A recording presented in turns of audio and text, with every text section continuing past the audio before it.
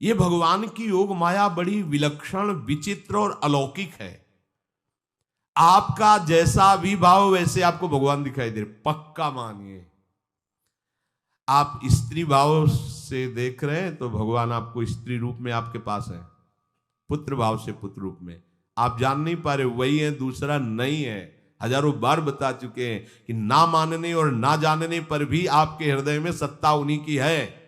जिस दिन वो भगवान अंतर ध्यान हो जाते, प्यारे पुत्र, प्यारी पत्नी, प्यारे सुहृद मित्र आदि को आप चिता में जला देते हैं, तो था ना आपके हृदय में आदर, पर आप अनजाने से भी भगवान का ही आदर करते हो। अगर जान करके आदर कर लो तो तुम मुक्त हो जाओ इस दुख से, इस प्रपंच से।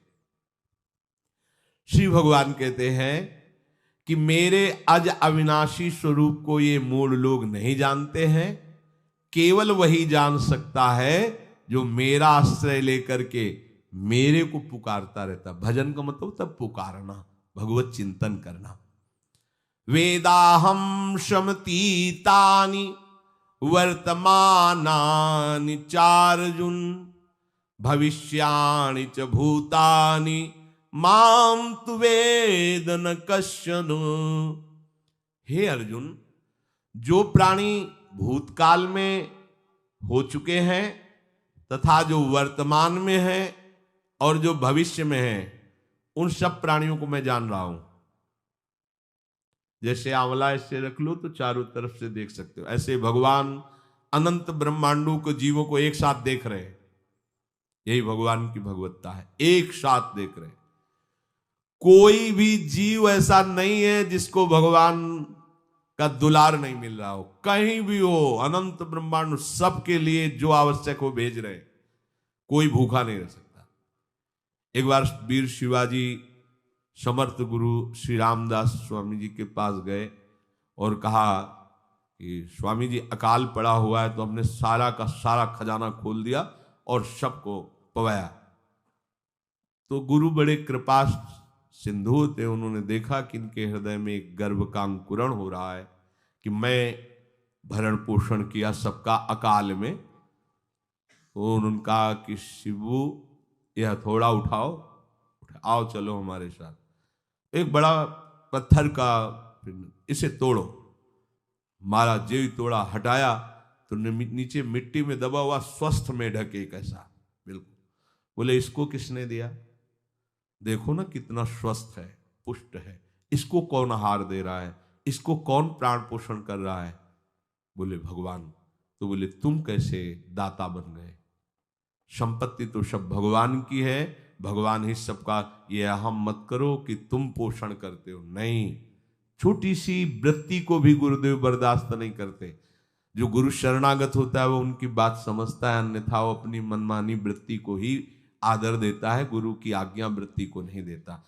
छोटा सा भी अभिमान का कण अपने जनों में गुरुदेव को बर्दाश्त नहीं होगा, क्योंकि यही भगवत प्राप्ति में बाधा बन जाएगा। कितने जीव चराचर जगत में, देखो हमारे भगवान की भगवत्ता। सबको देख रहे हैं, सबको व्यवस्था दे रहे हैं, सब कुछ देख रहे हैं। 3 प्रकार की लीला हो रही, कहीं पालन लीला, कहीं सृजन लीला, कहीं विनाश लीला। उन्हीं के द्वारा हो रही, वही देख रहे हैं, वही कर रहे हैं। अगर ये बात तुम्हारी समझ में आ जाए तो अभी भगवान की शरण हो जाओ। पर अहम के कारण ये बात समझ में नहीं आती। जो भूतकाल में हो चुके हैं, वर्तमान में हैं, जो भविष्य में होंगे, सबका प्रभु वर्तमान की तरह देख रहे हैं, दर्शन कर रहे हैं। परंतु मुझे मेरे भक्त के सिवा कोई नहीं जानता है। भक्त के सिवा कश्यन, कोई भक्त बिरला, वही केवल भगवान को भगवान सबको देख रहे हैं। भगवान की दृष्टि सब पे है। अगर ये बात आपकी समझ में आ जाए तो अभी आनंद आने लगेगा। मैं भगवान की दृष्टि में हूं, बस आज हमें सत्संग से बात मिली कि मैं भगवान की दृष्टि में हूं, मुझे वो देख रहे हैं, बढ़िया बन गया। अब आप पाप कैसे करोगे? क्योंकि भगवान की दृष्टि में भगवान आपको देख रहे हैं। डरो, किसी गवाही की जरूरत नहीं, वो देख रहे हैं। तो आप भय क्यों कर रहे हो? आपको भगवान देख रहे हैं, आपको डरना नहीं। फिर आप कामना क्यों कर रहे हो? भगवान आपको देख रहे हैं, जो चाहिए उस समय से दे देंगे, आप निश्चिंत रहिए। अगर आप अहम करोगे तो दुख भोगोगे, आश्रित रहोगे तो सब अपने आप निर्वाह हो जाएगा। एक आदमी ट्रेन के डिब्बे में बैठे ऐसे ऐसे दौड़ रहा था। एक ने पूछा भाई क्यों दौड़ रहे? बोले अमुक स्टेशन जाना है। तू बैठ जा, गाड़ी चल रही है, ट्रेन चल रही, तू बैठ जा। ऐसी त्रिगुणात्मिका माया की ट्रेन चल रही, पूरे विश्व का विश्वंबर भरण पोषण कर रहे हैं, तू तो बैठ जा भगवद आश्रय लेकर के, तू काहे को दौड़ा घूम रहा है? लेकिन ये अहंकार के कारण भटकता रहता है। भूत, वर्तमान और भविष्य काल, ये 3 विशेषण देकर भगवान कह रहे हैं कि मैं सबको देखता रहता हूं, जो हो गए, जो हैं, जो होंगे। भूत के प्राणी, भविष्य के प्राणी अथवा वर्तमान के प्राणी सभी भगवान की दृष्टि में वर्तमान की तरह ही हैं। ये भूत, भविष्य, वर्तमान काल केवल हम लोगों की दृष्टि में भेद है, भगवान की दृष्टि में नहीं। हो चुका, होगा, हो रहा है। भगवान की दृष्टि में सब हो रहा है, पीछे का भी, अब का भी, सब सामने चल रही सीन। हमारे हृदय में विश्वास हो जाए प्रभु हमें देख रहे हैं। अभी तो हमें ये नहीं पता कि हम भजन कर रहे हैं, भगवान पता नहीं जान रहे हैं कि नहीं जान रहे हैं। अभी भक्ति में रंग आ जाए, अगर ये बात समझ में आ जाए कि प्रभु देख रहे हैं हमें। देखो, जब हमारे गुरुजन बैठकर सुनते हैं और जब गाने को अवसर मिलता है तो ज्यादा उत्साह होता है कि बैठे सुन रहे हैं। ऐसे ही अगर हम मान लें कि हमारे प्रभु सुन रहे हैं, हम जो भजन कर रहे हैं हमारे प्रभु देख रहे हैं, जो सेवा कर रहे हैं भगवान हमारे स्वीकार करें, प्रियालाल स्वीकार कर, अभी भक्ति का रंग आ जाए, ये बात हमारे हृदय में बैठ जाए कि मैं हर समय प्रभु की दृष्टि में हूं, हर समय मैं अपने आराध्य देव की दृष्टि में हूं, कितना आनंद आएगा। अंदर से सोचो जरा, हर समय वो हमें देख रहे हैं और वो कह रहे हैं मैं देख रहा हूं। पीछे जो तुम किए वो देख रहे हैं वर्तमान की तरह, अभी जो वो तुम देख रहे हैं, आगे जो करोगे वो भी देख रहे हैं। वो पहले से उनको सब पता है, तुम ऐसे ऐसे चलोगे, ऐसे ऐसे कार्य करोगे। भगवान की दृष्टि में सब कुछ वर्तमान ही रहता है। संपूर्ण प्राणी काल के अंतर्गत है और प्रभु श्री हरि कालातीत है। देश, काल, वस्तु, व्यक्ति, घटना, परिस्थिति ये बदलते रहते हैं, पर प्रभु श्री हरि वैसे के वैसे ही रहते हैं। काल के अंतर्गत प्राणियों का ज्ञान एक सीमित है। अब इस दीवार के पीछे कौन खड़ा है, क्या कर रहा है, पता नहीं, पर भगवान की दृष्टि में नहीं। भगवान की दृष्टि में सुमेरु पर्वत पर क्या हो रहा है, जहां किसी की दृष्टि, वहां भी उनको, ब्रह्मलोक में ब्रह्मा क्या कर रहे हैं, बैठे बैठे सब। इसलिए कितने महान ईश्वर हैं। एक छोटी सी भी चींटी को दाना मिला कि नहीं, उनको चिंता है। देखो, आप छोटे से 2-4 लोगों का भार लेकर के चिंतित हो रहे हो, अनंत ब्रह्मांडों के अनंत जीवों का भरण पोषण प्रभु हमारे कर रहे हैं और निश्चिंत हैं। अचिंत शक्तियां भगवान की, तो आप भी तो उनके बच्चे हो ना। ये सब कहने का मतलब है आप भी तो उन्हीं के अंश हो ना। 2-4 की चिंता में इतने तुम बावरे हो रहे हो, डिप्रेशन में पहुंच रहे हो, 2-4 कामनाओं के पीछे इतने। अनंत ब्रह्मांड तुम्हारा जो अंशी है, अनंत ब्रह्मांडों के अनंत जीवों का अनंत काल से भरण पोषण करता चला रहा है। कहीं भी किसी के साथ कुछ भी गलत नहीं हो सकता। जैसे कहते हैं कि क्या गलत हुआ, देखो ना अभी तो बच्चा था, ऐसा ऐसा हो गया, तो तुम्हारी दृष्टि में बच्चा है, पीछे तो बहुत पुराना है ना, जो कर्म करके आया उसका फल। कहीं भी गलत किसी के साथ नहीं होता, ध्यान रखना। जहां कुछ होता है, अभी हमने देखा मनो कि ये तो बहुत गंदा है, तो सीधे जा रहा था, ये आदमियों ने मिलकर इसे पीटा, अभी सीधा चल रहा, पीछा टेढ़ा चल के आया है, और जिनको पीटा है वही आके इसे पीट रहे हैं। अब हम वर्तमान को तो देख रहे हैं ना, पीछे की बात तो देख नहीं रहे ना, और भगवान पीछे की देख रहे हैं कि इसने पीछे बहुत ऐसा गलत किया, उसका हिसाब इसको मिल रहा है, इसलिए चुपचाप देखते रहते हैं। ध्यान रखना, इतना भी गलत नहीं हो सकता इस सृष्टि में। वो कैसे गलत नहीं हो रहा, अभी तो नवयुवक था, उसने कुछ ऐसा किया ही नहीं, अभी तो नई अवस्था थी, अभी तुम्हें दिखाई दे रहा है 15 वर्ष का है, लेकिन भगवान देख रहे हैं मेरा पुरातन अंश है, किस जन्म से क्या क्या करते चला रहा है। ये ज्ञान हो जाएगा तो किसी भी बात में आपको दुख नहीं पहुंचेगा, विक्षेप नहीं पहुंचेगा। नहीं, बड़े बड़े विक्षिप्त हो जाते हैं।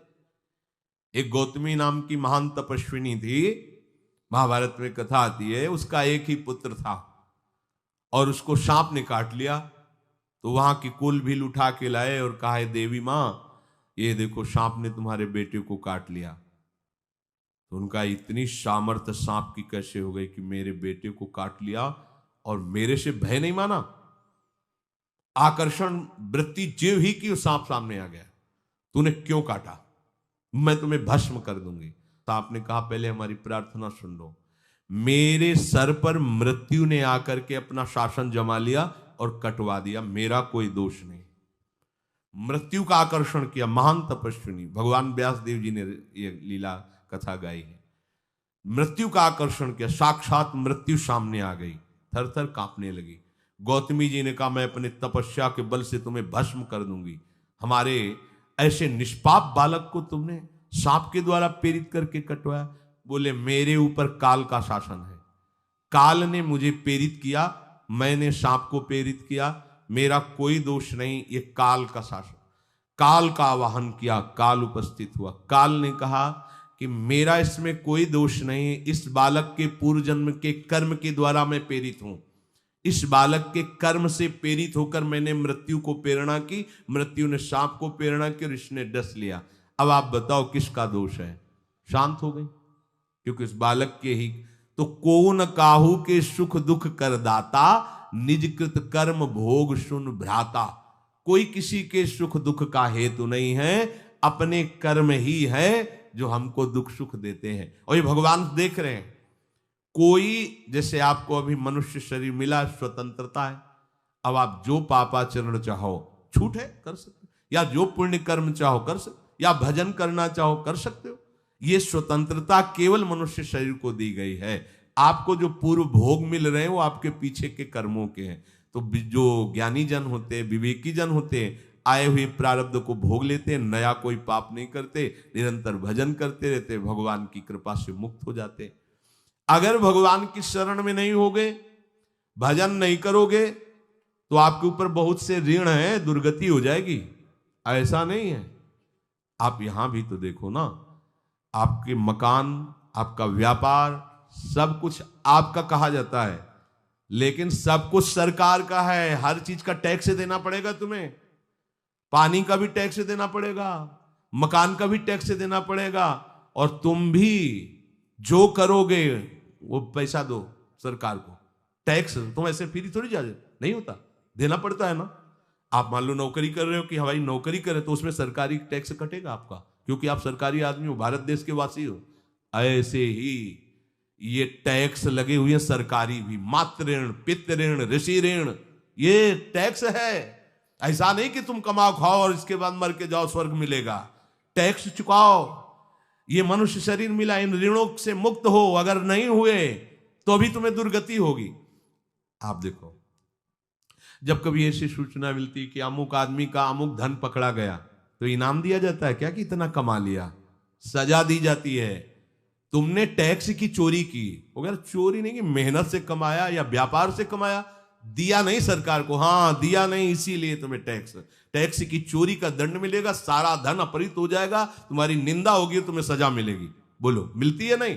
ऐसे ही ये लड़का, बच्चा, पत्नी, पुत्र, परिवार जो भी है, ये सब श्री भगवान का तुम्हें टैक्स देना है। क्या टैक्स देना है? भगवान की शरण होकर उनका सुमिरन करो, सारे ऋणों से वो मुक्त कर देंगे। एकादशी स्कंद में कहा है, मेरा भजन करने वाले का कोई ऋण नहीं रह जाता। और नहीं तो महाभारत में ही प्रसंग आता है, एक जरत्कारु नाम के ब्रह्म ऋषि थे। ऋषि और भक्त में बड़ा अंतर होता है। वो तपस्या प्रधान, जैसे दुर्वासा ऋषि तपस्या प्रधान थे, वो बाल ब्रह्मचारी और तपस्या से युक्त एक दिन भ्रमण कर रहे थे, तो आवाज आई, मेरी रक्षा करो, मेरी रक्षा करो।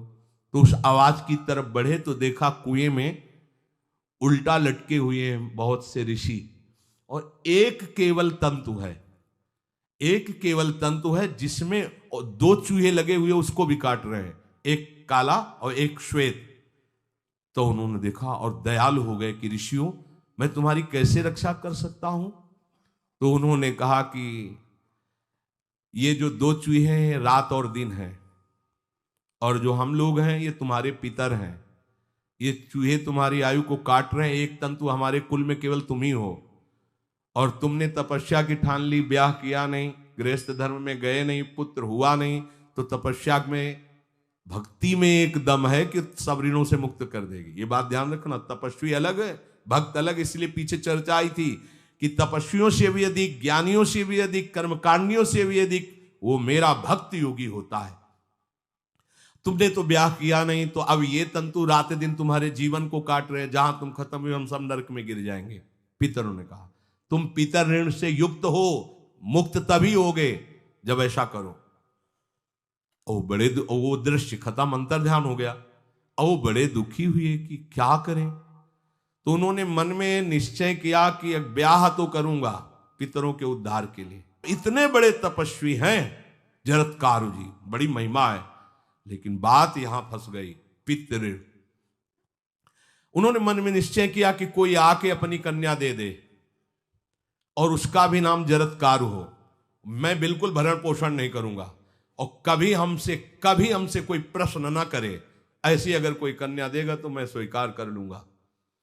अब ऐसे ना नगर जाना है ना किसी से बात करनी, तो वृक्षों से कहते अपने पितरों के उद्धार के लिए मैं चाहता हूं कि कोई पाणी ग्रहण संस्कार करा दे, कोई हमारे नाम की कन्या को दे दे, और ऐसा ऐसा व्रत है।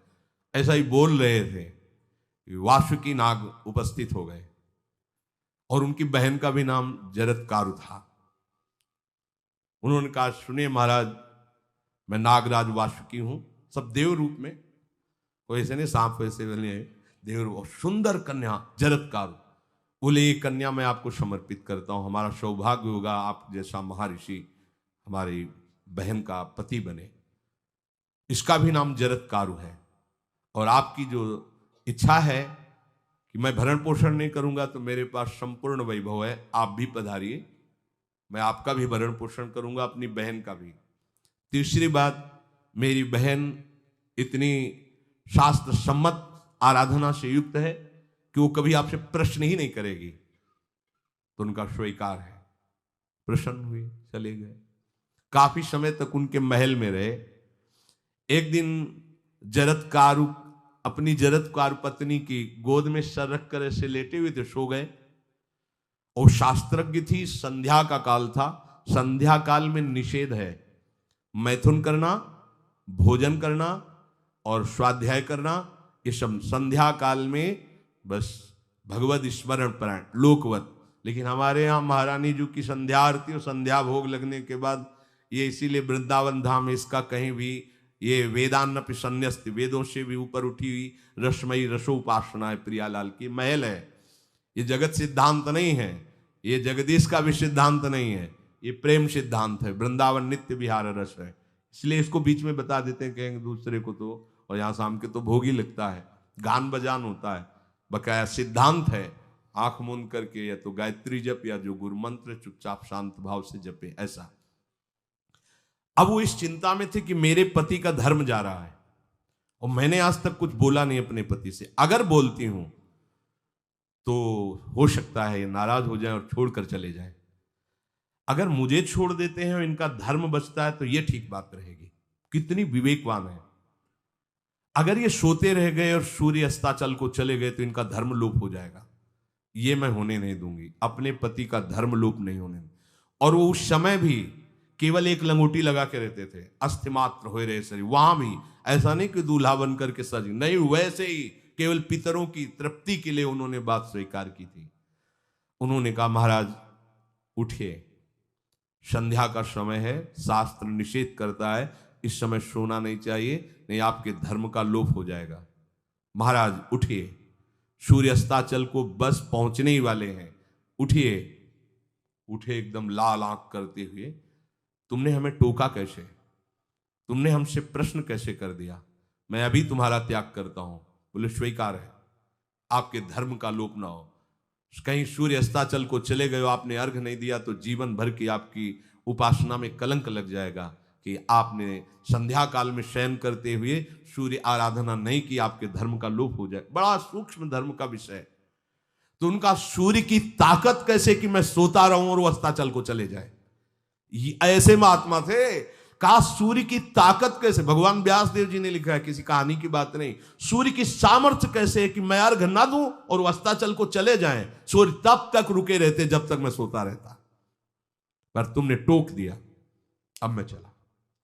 जब चले तो उन्होंने कहा हमारे गृहस्थ धर्म का जो फल होता है आपके पाणी ग्रहण स्वीकार का जो फल होता है उसको बिना दिए आप कैसे चले जा रहे हैं? तो उनका आस्ति वो है, चले गए। उसी से आस्तिक मुनि का प्रादुर्भाव हुआ और उन्होंने आगे बड़ा चरित्र है उनका, आस्ति, तो उसी से नाम रखा आस्तिक। आस्तिक उन्होंने जन्मेजय के यज्ञ को बंद किया।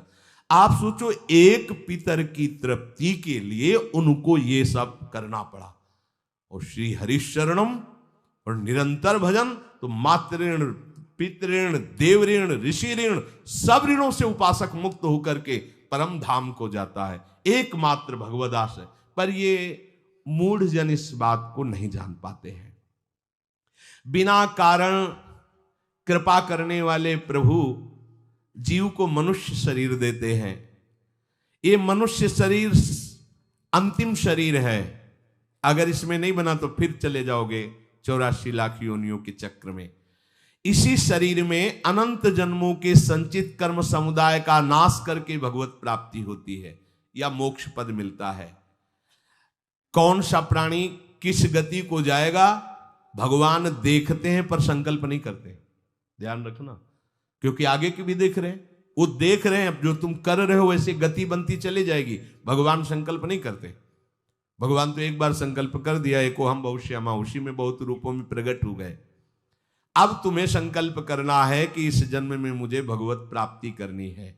जो संत शास्त्र सदगुरुदेव कह रहे हैं ऐसा करो ऐसा ना करो, यदि आप इस भावना को स्वीकार करके आराधना करेंगे तो निश्चित निश्चित भगवत प्राप्ति इसी जन्म में हो जाएगी। प्रभु केवल तुम्हें निमित्त बनाना चाहते हैं, कल्याण तो वही करेंगे। जैसे अर्जुन से कह रहे हैं भीष्म आदि द्रोण आदि मेरे द्वारा मारे जा चुके हैं, तुम केवल निमित्त मात्र भव सव्यसाचिन। ऐसे ही अय उपासक तू केवल निमित्त बन जा। जो शास्त्र सदगुरुदेव आज्ञा करते हैं वैसे ही तू चल दे अपने मन को मार के। केवल तू निमित्त बन जा। कल्याण या भगवत प्राप्ति या मोक्ष वो तो भगवत कृपा से होगी। पूरी उद्धार की सामग्री तेरे अंदर जागृत कर देंगे प्रभु। केवल तू निमित्त बन जा, मेरी कृपा तेरी सारी बात बना देगी। विश्वास करो, इस बात पर विश्वास करो। भगवान कह रहे तुम निमित्त बन जाओ, जो आदेश कर रहे हैं वैसा पालन करो, काम तो सब मेरी कृपा कर देगी। जो ऐसे मनुष्य शरीर ऐसी कृपा प्राप्त होने पर भी भगवत प्राप्ति नहीं कर पाता, तो मयानुकूलेन नभस्वतेरितम पुमान भवाब्धिम न तरेत सा आत्महा। ऐसी मेरी कृपा का सहारा मिलने पर यदि वो भगवत प्राप्ति नहीं कर पाता तो बोले आत्महा है, वो आत्महत्यारा है, वो दुर्गति को प्राप्त होता है। मनुष्य के लिए खास बात है कि प्रभु ने कृपा करके तुम्हें जो सामर्थ्य दी है, जो समझ दी है, जो सामग्री दी है, उसका दुरुपयोग मत करो। केवल भगवत प्राप्ति के लिए चलो, केवल भगवत प्राप्ति के लिए। ये सबकी समझ में नहीं आएगा, बिल्कुल बात समझ ले। केवल भगवत प्राप्ति, ये जो कहते हैं कि और हमारे धर्म कर, ये सब फसाव है। आप गृहस्थ बने रहो, आप व्यापारी बने रहो, पर आप लक्ष्य रखो कि मुझे इस जन्म में भगवत प्राप्ति करनी है। आपका लक्ष्य दृढ़ होगा तो नाम जप चलता रहेगा, संसार का कोई विकार आपको परास्त नहीं करेगा। अगर आपने ऐसा अटल निश्चय कर लिया तो तुम्हें जो भगवत सामर्थ्य मिली उसका तुम दुरुपयोग नहीं करोगे। देख लो, अपने लोग बहुत बड़ी गलती करते हैं, जो आध्यात्मिक ऊर्जा शक्ति उसको विषयों में दुरुपयोग करके नष्ट कर रहे हैं। कहते हैं अब हमारा मन नहीं लगता, अब हमारा बड़ा शांति है, घबराहट है। क्यों शांति है, क्यों घबराहट है? जब तक तुम धर्म विरुद्ध नहीं करोगे तो अशांति नहीं हो सकती, भय नहीं लग सकता, विषाद नहीं हो सकता, क्लेश नहीं हो सकता। लिख लो ये बात।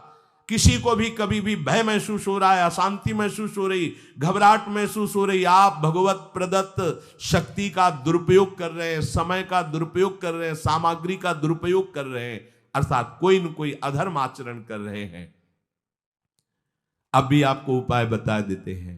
यदि तुम्हारा मन जलन पैदा कर रहा है तो भगवान से हाथ जोड़कर कहो कि हे नाथ, मेरे से अब तक जो गलतियां हुई हैं उन्हें क्षमा कर दो। आगे मैं गलती नहीं करूंगा, आपके बल से, आपके बल से।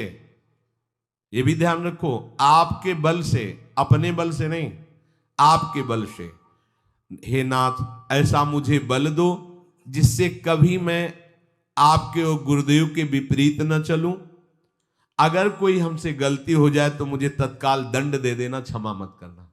आगे ये बहुत बढ़िया बात है। अगर हमको क्षमा कर दिया जाएगा तो हमारे मन को उत्साह बढ़ जाएगा फिर गलती करने का। अगर दंड दे दिया जाए तो मन डर जाएगा। इसीलिए प्रार्थना में ये भी कहना चाहिए, पर हिम्मत नहीं पड़ेगी, क्योंकि मन को बहुत दुलार करते हैं ना, कि प्रभु मेरे से जो गलती उसे मुझे दंड दे दो, मैं क्षमा नहीं चाहता। क्योंकि हम देखते हैं जब हम क्षमा कर देते हैं तो उसका उत्साह बढ़ जाता है मन का और गलत करने का। प्रभु इसे क्षमा मत करो, इसे दंड दो। एक बार इसकी भरपूर बेइज्जती होनी चाहिए। जब इसको सब देखेंगे हाँ ये, तो अपने आप ही मन सही रास्ते में आ जाएगा। प्रभु आप क्षमा कर देते और बात गुप्त रहती है तो इसको बढ़ावा और मिल जाता है और पापाचरण कर, क्योंकि ये दुष्ट है ना। अगर साधु हो तो बचत हो जाए कि देखो प्रभु ने इस गलती को छुपा दिया और कोई जाना भी नहीं और क्षमा भी कर दिया, अब मैं आगे से बिल्कुल नहीं करूंगा। ये दुष्ट है ना, ये ऐसा नहीं करता। क्षमा हो गई तो उसको लगता है आगे भी क्षमा हो जाएगी, चुपचाप चलो मनोरंजन करते हैं। नहीं प्रभु मुझे दंड दीजिए, जैसे कुंती जी कहती है मुझे विपत्ति दीजिए, ऐसे उत्तम भक्त वही है। हे नाथ आज तक जो गलतियां हुई क्षमा कीजिए, आगे गलतियां नहीं होंगी, ये मैं आपके बल से कह रहा हूं। प्रभु यदि मेरे से चूक हो जाए तो आप क्षमा मत करना, मुझे दंड देना, जिससे मेरा सुधार हो जाए, मैं आपके अनुकूल चलने लगूं। मनुष्य की असमर्थ दो तरह से होती है। एक असमर्थ कि वो कर ही नहीं सकता, जैसे किसी से कहा जाए कि तुम ये मकान उठा करके वहां रख दो, तो कर ही नहीं सकता। ऐसी सामर्थ्य जो आप में करने के लिए भगवान कभी आदेश ही नहीं देंगे, ध्यान रखना। एक बात ध्यान दीजिए, कोई भी ऐसी भगवद आज्ञा या गुरु आज्ञा नहीं होती जो आप नहीं कर सकते। आप जो कर सकते हैं वही आज्ञा होती है। दूसरी असमर्थ ये होती है कि करना चाहता हूं, समय भी है, पर पता नहीं कोई अंदर से करने नहीं देता। भजन करना चाहता हूं, ब्रह्मचर्य से रहना चाहता हूं, और अनुकूल कृपा भी है, सत्संग मिल रहा है, धाम वास सब, पर कोई हमारे ऊपर सवार हो जाता है और हमसे ऐसा करवा लेता है। यह है प्रमाद, यह है मूढ़ता, यह साधक को नष्ट कर देती है। दो प्रकार की असमर्थता की बात हुई। एक ये कि भाई हम असमर्थ हैं, कहा गया कि इस मकान को वहां उठा के रख दो, नहीं रख सकते, तो ऐसा आदेश ही भगवान और गुरुदेव का होता नहीं होगा। और अगर आदेश हो गया है तो आप उठा के देख लेना, आप उठा लोगे। अगर आपको यह ध्यान रहा कि गुरुदेव की आज्ञा है, हरि की आज्ञा है, हो जाएगा। हम कई बार आपको कहा है, अंगद को ऐसे मसल दें, ऐसे वीर थे रावण की सभा में, पर राम प्रताप सुमिरपन रोपा। इस सभा में कोई बड़ा वीर हो, मेरा पैर उठा दे, राम जी सीता जी हार जाएंगे, वापस चले जाएंगे। ये बात थर्रा देने वाली बात है। घबरा आराध्य देव और माता जानकी दोनों को दांव में लगा दिया, उठा दे कोई पैर, पर उनको भरोसा था कि मैं राम के बल पे कह रहा हूं। राम बल आकर के विराजमान हो गया, कोई नहीं उठा पाया। आखिरी में रावण झुका, मेरे झुकने से, मेरे सामने झुकने से तेरी बात नहीं, तो जो बार बार जिनको मनुष्य कह रहा है उनके चरणों में जा, मैं उनका एक तुच्छ दास हूं। यदि आदेश हो जाए तो घूंसा से सबको मार करके तेरी पत्नियों को बंदी बनाकर और तुझे अभी राम जी के सामने डाल दूं। ये अंगद नहीं बोल रहे थे, ये राम प्रताप बोल रहा था। ऐसे ही यदि आपको आदेश कोई शास्त्र का या गुरु का है तो आप अक्षरशः समझ लीजिए उसमें उनका बल भी है, पर हम लोग उस बल का तिरस्कार कर देते हैं। थोड़ी सी मन की डालकर उसको हल्का किया तो वो बल वापस हो गया। सीधे जो बात मानी जाती है उसमें उनकी कृपा शक्ति होती है, और जो अपनी मन की लगा की जाती है वो साधन होता है। कृपा शक्ति और साधन में अंतर होता है। तो जो हम कर सकते हैं, आदेश है, हम करना भी चाहते हैं और नहीं करते हैं, इसका हमारे अंदर प्रमाद का राज्य है। प्रमाद। लोग कहते हैं कि पता नहीं कोई हमारे दिमाग में आके कर जाता है। हाँ भूत आता है, भूत। अब ऐसे लोगों को बावरा कहते हैं। अब इनको ऐसी जगह पहुंच जाए जहां सही निर्णय नहीं होता, और ये कर देना वो कर देंगे। उनको लगता है कोई है, बोले है ऊपरी चक्कर है, अल्ले ऊपरी चक्कर हो, घूम रहे हो पागल बने, ऊपरी चक्कर कुछ नहीं, ऊपरी चक्कर नहीं, भीतरी चक्कर है। ये भीतर का तुम्हारा वासनात्मक प्रपंच ही तुम्हें नचा रहा है। विवेक का जागरण करो। किसी की अरे प्यारे तुम हरि के अंश हो। स्मशान में रात्रियां व्यतीत हुई, स्मशान में गंगा के किनारे भूतों के बीच में, कोई भी नहीं, कुछ नहीं। सीम की चाप सके को तासु बड़ रखवार रमापति जासु। अकेले, न युवक अवस्था, कोई साथ देने वाला नहीं, अंधेरा, कोई टार्च नहीं, कोई व्यवस्था नहीं, हर समय एक अपार आनंद, भगवदानंद। कोई भय छू सकता है? हर समय हरि की दृष्टि में आप रहते हैं। आप भी ये प्रमाद मत कीजिए। ये प्रमाद है और कुछ नहीं है जो आप आचरण विरुद्ध कर देते हैं। अब क्या होता है, वो समझ पाता नहीं, उसके पीछे कर्म परंपरा लग जाती है, फिर वो हार जाता है कि मेरे से भजन वजन नहीं होने वाला, संयम से नहीं चलने वाला।